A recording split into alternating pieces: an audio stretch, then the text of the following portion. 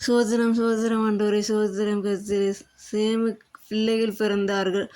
இதை புரிகிற மாதிரி சொல்லணும் ஆண்டவரே. ஆமீன்.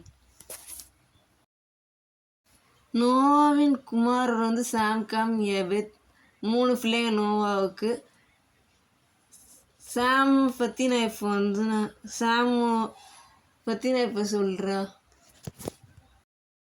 சாமுக்கு பிள்ளைகள் பிறந்தார்கள். அவன் என்பேருடைய சந்ததியார் எல்லோருக்கும் என்பேருடைய சந்ததியார் எல்லோருக்கும் தகப்பன் சாம். என்பேருடைய சந்ததியார் எல்லோருக்கும் தகப்பன் சாமாக இருக்காங்க. மூத்தவனுமாகிய யாபேத்துக்கு தம்பியுமாய் சாம் இருந்தான்.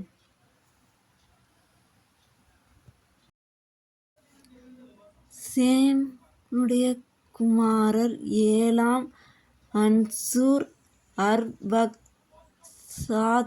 லூத், ஆராம் என்பவர்கள்.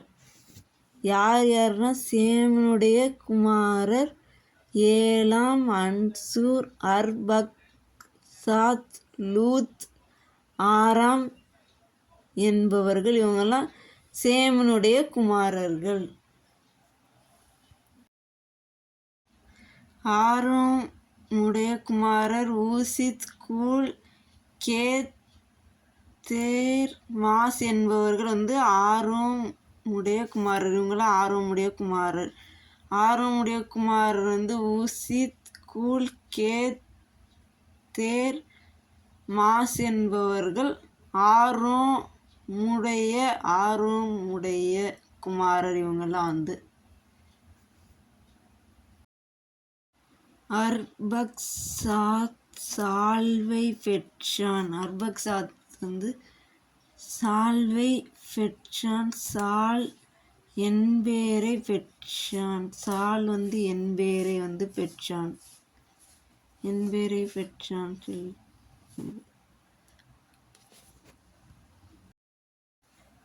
என்பேருக்கு 2 குமாரர் பிறந்தார்கள். ஒருவனுக்கு பேலேகு என்று பெயர், ஏனெனில் அவனுடைய நாட்களில். ஒருவனுக்கு பேலேகு என்று பெயர். ஒருவனுக்கு பேலேகுன்னு பெயர், ஏனெனில் அவனுடைய நாட்களில் பூமி பகுக்கப்பட்டதுன்னா பிரிக்கப்பட்டது. அவனுடைய சகோதரன் பேர் எக்தான். இன்னொரு சகோதரன் பேர் எக்தான். எக்தான் அல்மேத்தையும் சால்வையும் அத்சாமாவேத்தையும் யோராக்கையும். இவங்கெல்லாம் எக்தானுக்கு பிறந்தவங்க. எக்தானுடைய குமாரர். எக்தானுடைய குமாரர் இன்னும் யார் இருக்காங்க படிச்சுட்டு ஒன்று நிறைய பேர் இருக்காங்க படிக்க. அத்தோராமையும் ஊசாலையும் திக்லாவையும். அத்தோராமையும் ஊசாலையும் திக்லாவையும். ஓவாலையும் அபிமாவேலையும் சோபாவையும். ஓவாலையும் அபிமாவேலையும் சோபாவையும். ஒப்பீரையும் ஆவிலாவையும் யோபாபையும்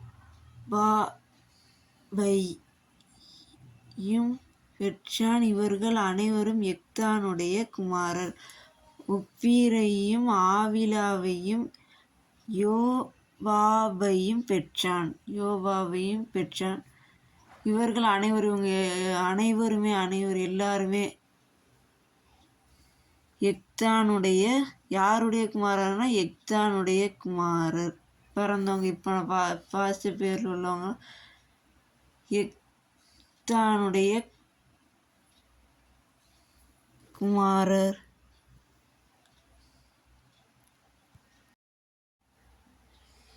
இவர்களுடைய குடியிருப்பு மோசா துவங்கி கிழக்கே உள்ள மலையாகிய ஜப்பாருக்கு போகின்ற வழி மட்டும் இருந்தது. எக்தானுடைய குமாரர்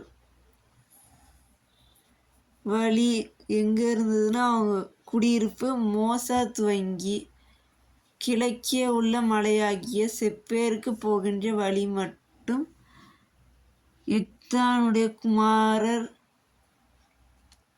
குடியிருப்பு இருந்தது. இவர்களோ தங்கள் தேசங்களிலும் தங்கள் ஜாதிகளிலும் உள்ள தங்கள் வம்சங்களின்படியும் பாஷையின்படி படித்த பேரெல்லாம் என்னென்ன பேர் படித்தனோ அவங்களாம் சேமினுடைய சந்ததியார்.